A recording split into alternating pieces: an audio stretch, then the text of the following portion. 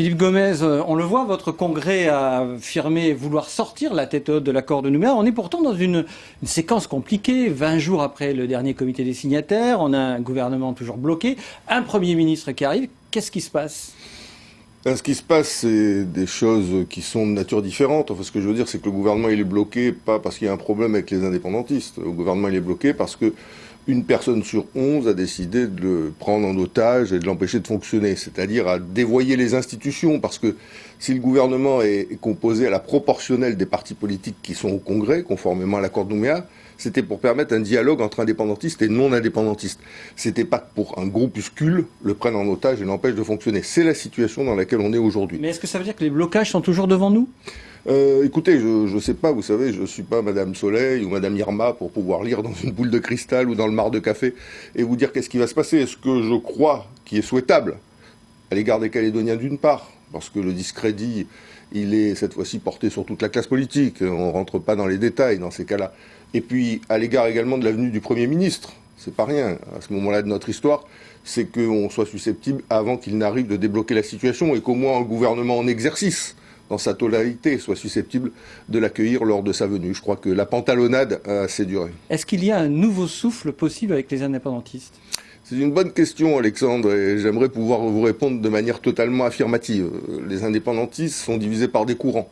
On l'a vu à l'occasion des derniers congrès qu'ils ont tenus. Mais je crois qu'il y a une dynamique positive qui a commencé à s'enclencher. Elle a commencé à s'enclencher au comité des signataires. S'ils ne l'avaient pas voulu, on n'aurait pas trouvé de consensus sur le corps électoral.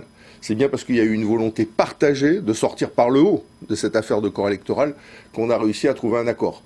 Comment arriver au référendum sans qu'on sache qui vote et qui vote pas ? Il est clair qu'on allait vers des désordres majeurs. Et ensuite au Congrès, même si ça a tangué un petit peu, parce que chez nous les choses ne sont jamais faciles, mais on est arrivé également à retrouver ce consensus et à donner un avis favorable unanime sur le projet de loi organique qui nous a été soumis. Donc on est dans une dynamique positive. Il faut qu'à l'occasion de la venue du Premier ministre, on arrive à la concrétiser. La concrétiser, c'est quoi ?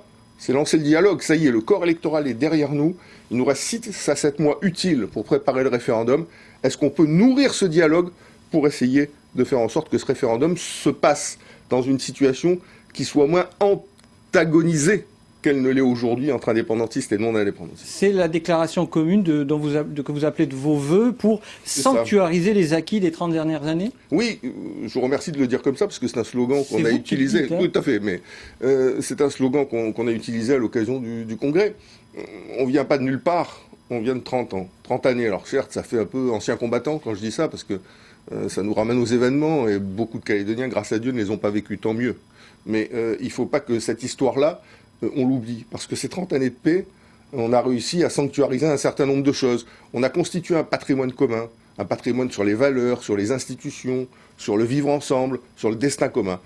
On ne va pas perdre, il ne faut pas perdre ce patrimoine à l'occasion du référendum. C'est pour ça que j'ai proposé qu'une déclaration solennelle sur notre patrimoine commun, le patrimoine commun des Calédoniens, indépendantistes et non indépendantistes, soit faite avant le référendum. Et si on arrive à faire ça, Alexandre, je vous assure qu'on va tous mettre un bulletin oui ou non à l'indépendance, mais on le fera de manière plus sereine, parce qu'on aura montré aux Calédoniens avant le référendum qu'on est capable de se rassembler. Mais ce patrimoine commun, vous voulez l'élargir aux compétences régaliennes. Alors vos détracteurs, ils voient tout de suite un coup de canif à la République une et indivisible. Oui, bien sûr, des esprits mal intentionnés probablement. Que leur dites-vous ? Des choses très concrètes, Alexandre. Vous savez, par exemple, en matière de relations étrangères, savez-vous qu'aujourd'hui, les provinces et la Nouvelle-Calédonie, dans tous les domaines qui sont de leurs compétences, peuvent conclure des traités avec les pays qui sont dans la région. Savez-vous que la Nouvelle-Calédonie est membre à part entière du Forum des îles du Pacifique, alors qu'elle n'est pas un État, et tous les autres membres sont des États. Savez-vous qu'on est la seule collectivité ultramarine à être membre associé à l'UNESCO ?